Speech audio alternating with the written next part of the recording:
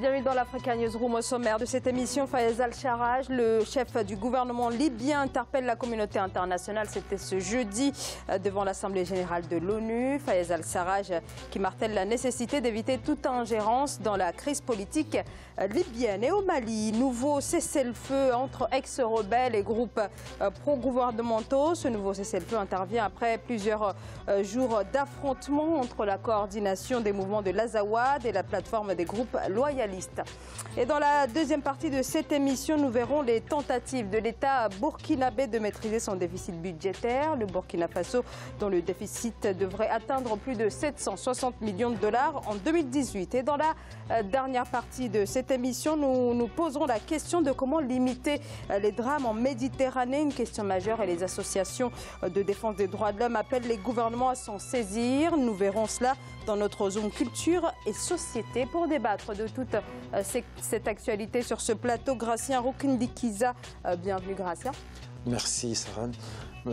Bonsoir à tous, bonsoir Malik. C'est la reprise, donc je pense. Bonne reprise. Voilà, et Malik Hacher, bienvenue. Bonsoir Zahra, plaisir de retrouver le plateau de l'ANR et bonsoir à tous ceux qui nous regardent. Et on commence par l'actualité politique.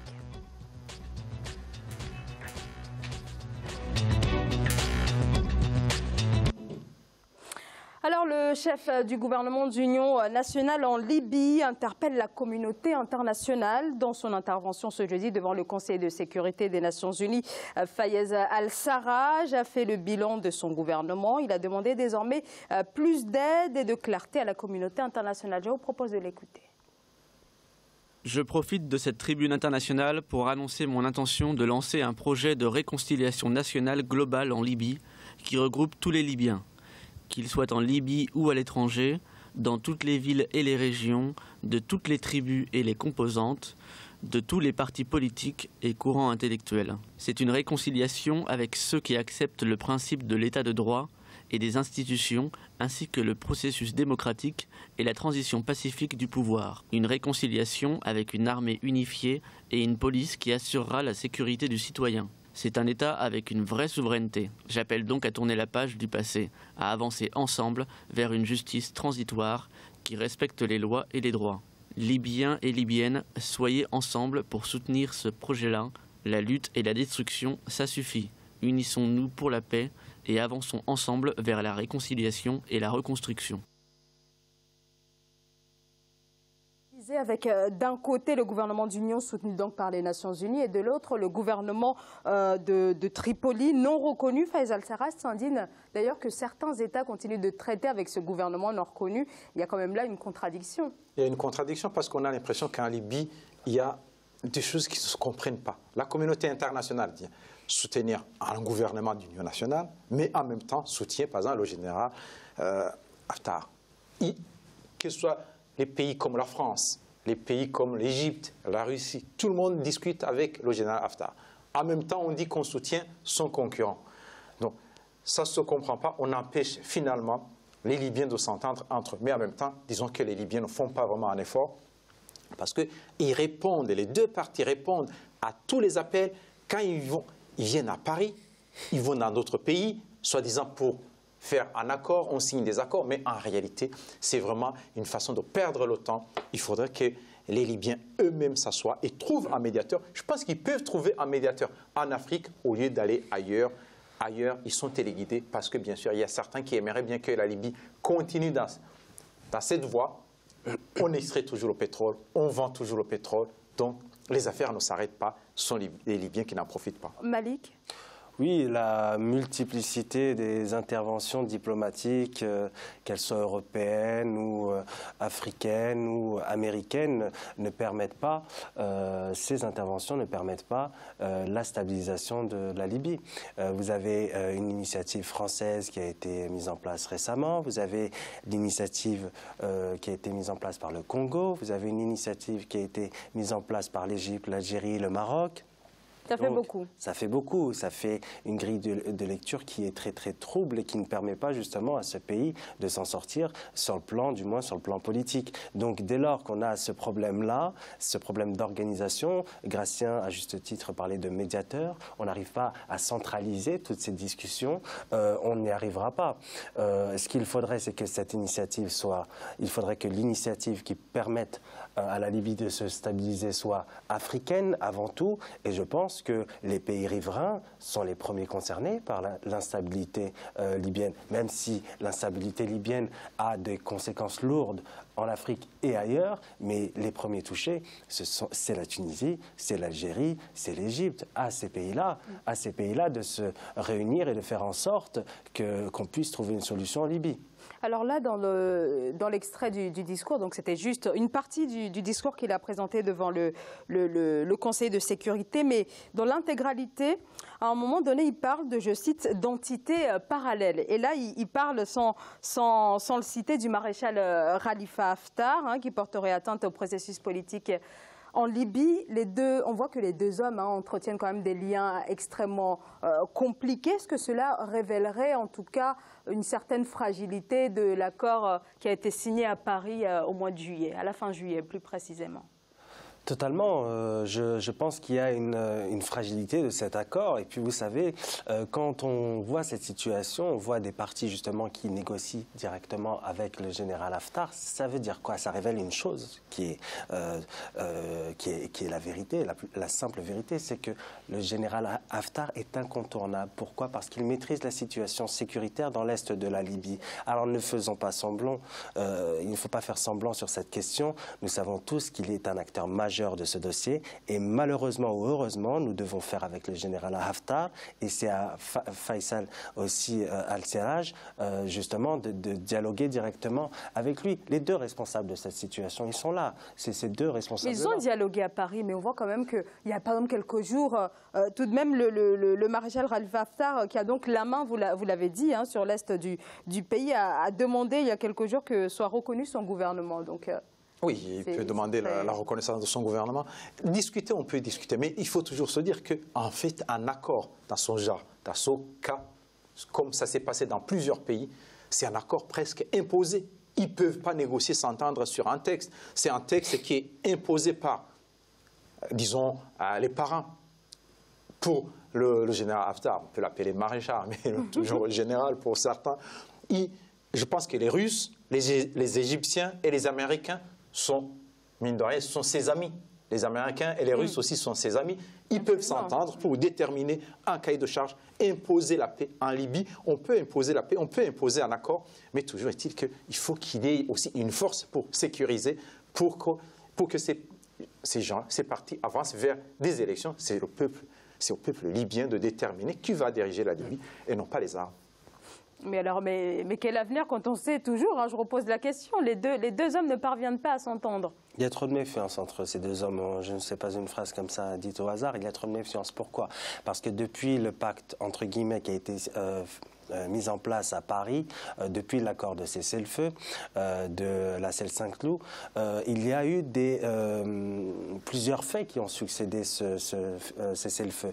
Le maréchal ou général Haftar a justement été très irrité par le fait que Faisal al-Serraj commence à placer plusieurs hommes sur certaines contrées de la Libye, parce que Faisal al-Serraj a nommé des personnes importantes et a confié des missions importantes à des personnes qui doivent intervenir dans l'est de la Libye, ce qui a irrité justement Haftar. Donc dès lors, dès qu'il y a méfiance entre ces deux hommes, on n'y arrivera pas. Donc c'est pour ça que malheureusement le destin de la Libye est entre les mains de ces deux hommes, ce qui est quand même dommage et ce qui prive le peuple libyen d'une stabilité.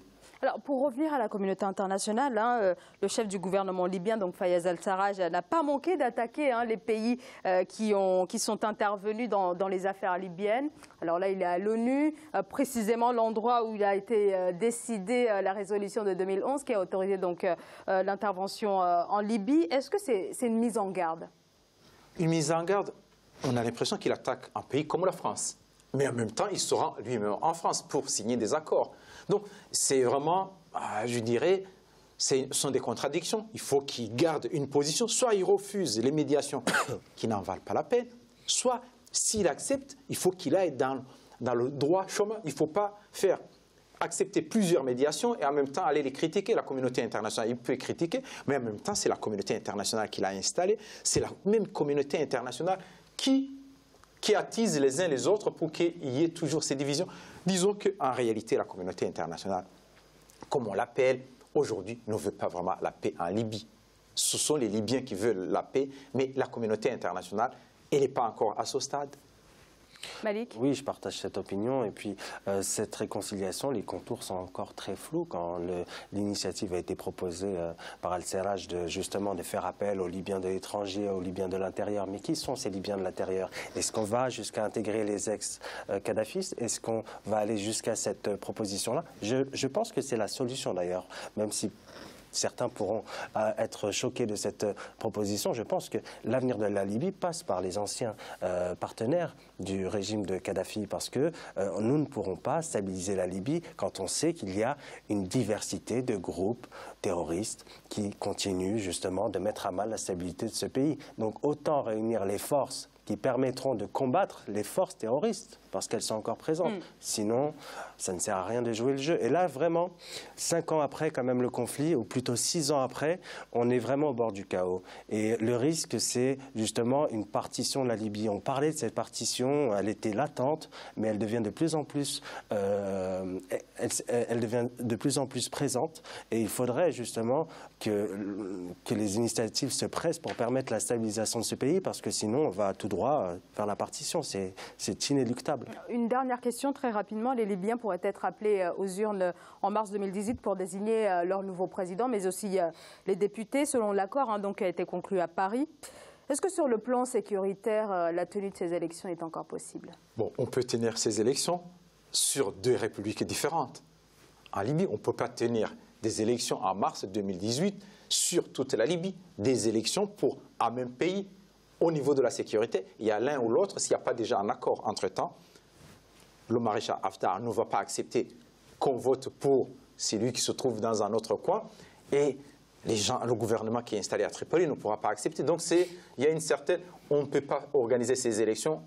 Je pense que le mieux, c'est d'aller d'abord vers un accord et puis déterminer un corps unique de sécurité, qu'il soit libyen ou international, mais au moins qu'il y ait la sécurité dans tout le pays, qu'il y ait un garant de la bonne tenue de ces élections.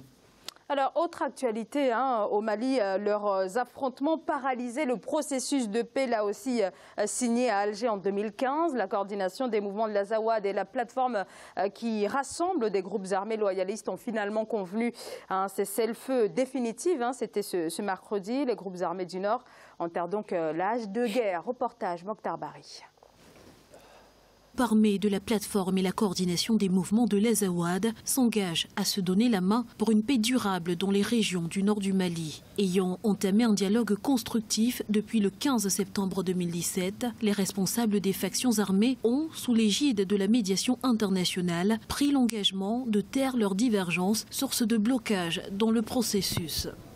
Nous voilà donc au terme d'un travail nécessaire dans lequel on a placé de très grandes espérances. Un exercice qui a permis à des frères signataires de l'accord de paix d'échanger entre eux avec franchise, lucidité et responsabilité. Un exercice qui a dû être passionnant car abordant des sujets inévitablement polémiques, mais surtout un travail qui dénotait d'un ferme engagement d'atteindre l'objectif noble de continuer ou de contribuer à la restauration de la paix, à la reconquête de l'unité et à la réussite de la réconciliation nationale. Nous sommes engagés parce que le gouvernement est là pour les populations. Et Dieu sait que les populations du nord du Mali ont attendu trop longtemps qu'une solution soit trouvée à la crise, attendu trop longtemps qu'un accord soit signé. Et il est tout à fait insupportable pour elles, depuis la signature de l'accord, que l'on n'arrive pas à trouver le chemin pour nous donner la main et leur apporter ce qu'il y a de plus légitime, c'est-à-dire ce que l'on est convenu d'appeler les services sociaux de base. L'accord comporte 2 points, dont un sur les mesures de confiance avec le retour des combattants de la plateforme à Takalo, ville située à 45 km de Kidal, leur ancienne position, la cessation des hostilités et la mise en place d'une commission de haut niveau pour le suivi des engagements. Le second point s'articule sur la mise en place du mécanisme opérationnel conjoint dans les autres régions restantes et le parachèvement de l'installation de l'administration à Kidal. Nous ne serons plus en phase où nous n'aurons plus à répondre à la question extrêmement gênante pour nous. Pourquoi vous ne faites pas la paix avec vos frères? Nous espérons ne plus entendre cette phrase et qu'au sortir d'ici, chacun de nous va penser à l'intérêt général et comment nous allons être tous ensemble sur tous les territoires.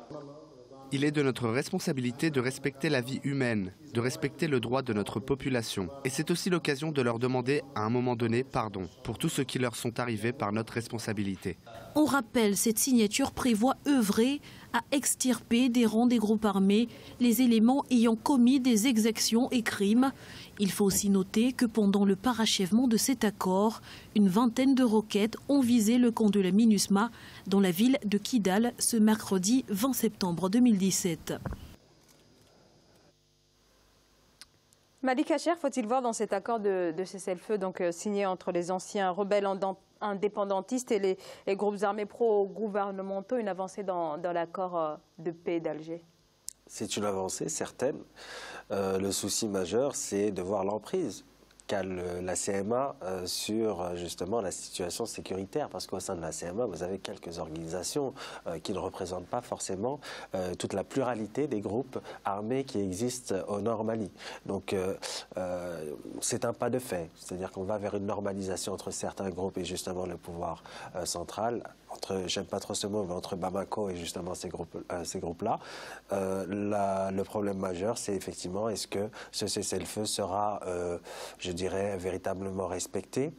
S'il est respecté, très bien, mais encore une fois, la pluralité, l'existence de groupes armés autres qui s'allient parfois à des organisations criminelles risque toujours de mettre en péril le Mali. Gratien? Alors, moi, le problème déjà qui s'oppose sur le Mali, c'est un pays qui a une armée, une gendarmerie, une police. Mais on entend, il y a un accord entre un mouvement rebelle et un autre mouvement, je dirais, rebelle aussi. C'est une milice du pouvoir pro-gouvernemental. C'est vraiment très étonnant. Cela veut dire que même le pouvoir de Bamako en soi, lui-même se sabote.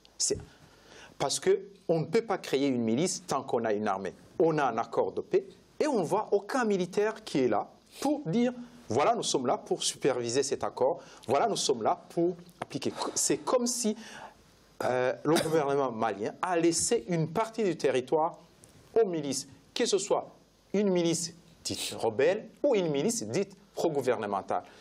C'est tout de même... Donc ça illustre véritablement cette perte de contrôle de Nord-Mali. Ça illustre, cela veut dire que l'État a déjà pris acte de la partition du pays. Il y a une partie gouvernementale, une autre partie des milices, que ce soit, pour moi, que ce soit une milice pro-gouvernementale, ça reste toujours une milice, c'est comme une rébellion qui n'attaque pas l'armée malienne. Mais c'est vraiment un problème majeur pour le gouvernement malien. Tant qu'on n'aura pas réglé cette histoire, tant que le gouvernement malien va dire qu'il a une milice pro-gouvernementale, ça pose un vrai problème de la démocratie, de l'existence même du Mali. C'est sur l'existence même de ces groupes armés que voilà, c'est là d'où le gouvernement devrait agir, n'est-ce pas? Oui, mais c'est un secret de polichinelle. Ce qui se passe vraiment au Mali, c'est bien, il y a un mouvement, une milice pro-gouvernementale, il y a d'autres milices, les uns les autres savent qu'il y a des milices qui sont soutenues par certains même qui vont dans le pays, soi-disant pour aider le Mali, qui entretiennent des relations, qui poussent à ce que ces milices continuent, ou même cette guerre continue. On a l'impression vraiment qu'il y a un agenda caché au Mali et en même temps, certains politiciens maliens tombent dans le panneau. Malik, comment ces groupes armés sont parvenus à cet accord et quelles sont justement les modalités? Comment ils sont parvenus à cet accord? Ils ont déjà une légitimité au sein du Nord Mali, donc ils sont incontournables. Donc déjà, l'État, de fait, a accepté, et Gratien a raison sur ce cas-là, a accepté de négocier avec eux. Alors, ils sont parvenus à cet accord parce que, justement, ces groupes-là ont garanti auprès de l'État leur loyauté, entre guillemets, et leur loyauté pour mettre en place un cessez-le-feu. Le souci, c'est que je ne vois pas comment l'État peut faire autrement. C'est-à-dire que l'État, logiquement, et je comprends tout à fait la logique de Gratien, c'est de mettre en place une armée forte et qu'il soit partout sur le territoire malien pour permettre l'unité du pays. Mais on est dans un processus qui est tellement long et une difficulté sécuritaire, une difficulté aussi à comprendre les structures existantes au Nord Mali qu'on est obligé de négocier pas à pas avec des partenaires. Le problème, c'est est-ce que ces partenaires sont légitimes ? C'est la question. Vous savez, le Nord Mali, c'est une diversité de population. Ce n'est pas forcément que des Touaregs, il y a des Songhai, il y a des Peuls. Donc toute cette diversité de la population, c'est sur celle-ci que doit s'appuyer l'État.